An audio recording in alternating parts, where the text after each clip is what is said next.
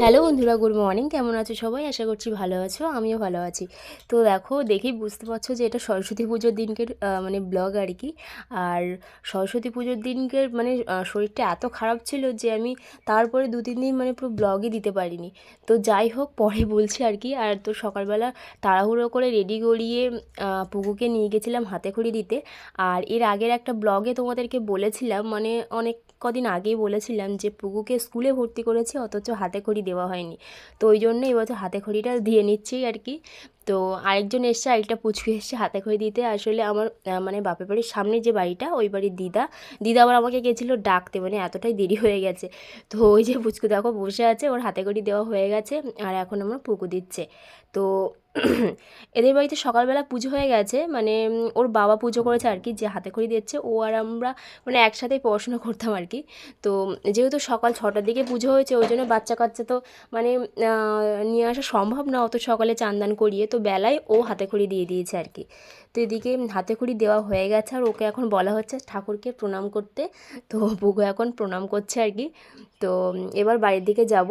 তো চলো। তো তারপরে হাতেখড়ি দেওয়া হয়ে গেলে এদিকে মানে কাকাদের বাড়ির সামনে এই মাঠটায় পুজো, মানে সরস্বতী পুজো হবে আর কি। তো প্যান্ডেলটা দেখো শিবলিঙ্গ করেছে। আর এখানটা একটু মানে এসেছিলাম ঠাকুর দেখতে। তো ঠাকুর আর সকাল থেকে উপোসও করে আছি, তো জানি না কোথায় অঞ্জলি দেব। যেখানে তাড়াতাড়ি পুজো হবে তো সেখানে অঞ্জলিটা দেবো আর কি।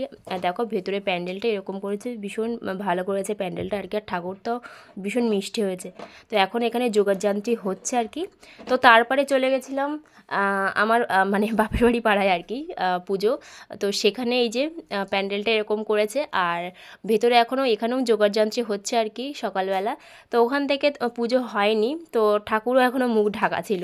তো ওখান থেকে চলে এলাম, এনে আমি বাড়ি যাচ্ছিলাম। তো ভাবলাম অনেক দেরি হবে আর অঞ্জলি দিতে পারবো কি পারবো না, ওই জন্য বাড়ি চলে যাচ্ছিলাম। তো তারপরে এখানে মাইকে অ্যানাউন্স করলো যে অঞ্জলি কিছুক্ষণের মধ্যে শুরু হবে, ওই জন্য থেকে গেলাম আর কি। তো বোন টোন ওরাও সব সেজেগুজে স্কুলে গেছিলো। তো স্কুলে ওরা অঞ্জলি দেয়নি, সবাই এখানে দেবে। তো দেখো অঞ্জলি বলতে বলতে শুরু হয়ে গেছে, তো সবাই এখন অঞ্জলি দেওয়া হচ্ছে। আর প্রথমবারেই বসে পড়েছিলাম। আর অনেক লোকজন ছিল যেহেতু, ওই জন্য 2-3বার করে অঞ্জলি হয়েছে। তো যাই হোক, তারপরে দুপুরবেলা বাড়ি এসে একটু খাওয়া দাওয়া কমপ্লিট করে, খাওয়া দাওয়া বলতে সকাল থেকে যেহেতু উপোস করে আছি, আর সেরকম কিছু মানে 1-2 গাল মানে ভাত খেয়েছি। আর মানে খেতেই ইচ্ছা করছিল না। তো তারপরে সরস্বতী পুজোর দিনটা আমার এত খারাপ গেছে, মানে কি আর বলবো। মানে ভাবতেই পারিনি যে সরস্বতী পুজোর দিনটা আমার এরকম যাবে। আর আগে কী সুন্দর উপোস করতাম, মানে কোনো অসুবিধা হতো না। আর এই দিনকে দেখো মুখের অবস্থা, মুখে একটু সাজুগুজু করে গেছিলাম, যাই হোক একটু মেকআপ টেকআপ করে গেছিলাম। তো গিয়ে আমার মাথায় জল দিতে হয়েছে, তারপরে মোটামুটি লাইনে দাঁড়িয়েছি। আর মাথা ঘুরে চোখ মুখ অন্ধকার করে মানে পড়ে গেছি আর কি। তো তারপরে আমি এক জায়গায় বসেছিলাম, দিদি টিকিট কাটলো, দিদি আর আমি গেছিলাম। আর জামাইবু রাত্রেবেলা আসবে। তো দিদি আর আমি গেছিলাম, দিদিও আমার সাথে গিয়ে পুরো মানে দিদিরও কোনো ঘোরা হলো না, আর আমি তো ঘুরতেই পারলাম না। মানে চুপচাপ বসেছিলাম, এত রোদ পড়েছিল সেদিনকে, আর মাথায় প্রচণ্ড চাপ ধরে ব্যথা করছিল।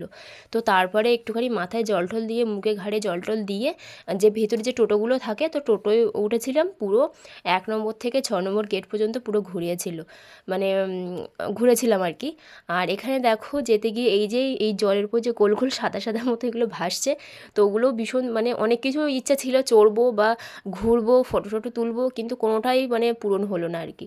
তো তারপর এদিকে চলে এসেছিলাম আইফেল টাওয়ারের এখানটায় ওদিকে যাইনি, এখান থেকে আবার ব্যাক করে পুরো 6 নম্বর গেটে নিয়ে গেছিলো। তো তারপরে একটুখানি ঘুরো ঘুরো করে এবার বাড়ির দিকে যাচ্ছি, আর মুখের অবস্থা দেখো একদম শুকনো। তো এবার বাড়ির দিকে যাচ্ছি, আর মানে সামনের দিকে হাজব্যান্ড আসছিলো, তো ওই দিকে এগিয়ে যাচ্ছিলাম। তো তারপরে দিদিকে একটু নিয়ে আসলাম সন্ধ্যাবেলা এই যে এই প্যান্ডেলটা দেখানোর জন্য। এবার বাড়ি যাব। তো বাড়ি গিয়ে দেখো রাতে রান্নাবান্না এই যে বসিয়ে দিয়েছি। এদিকে হচ্ছে তেলাপিয়া মাছ ভাজার, ওদিকে রুই মাছটা ভেজে নিয়েছি, রান্না করব। আর এদিকে হচ্ছে দিদি আর পুকু মিলে রসুন ছাড়িয়ে দিচ্ছে। আর ওই যে গামলায় দেখতে পাচ্ছ একটা মুরগি, তো ওটার ব্যবস্থা জামাইবু করবে। তো চলো, যাই হোক আজকের মতো ব্লগটা এখানেই শেষ করছি। দেখা হবে একটা নতুন ব্লগের সঙ্গে। তো ততক্ষণ তোমরা সবাই সুস্থ থেকো, ভালো থেকো। তো আজকের মতো সবাইকে গুড নাইট।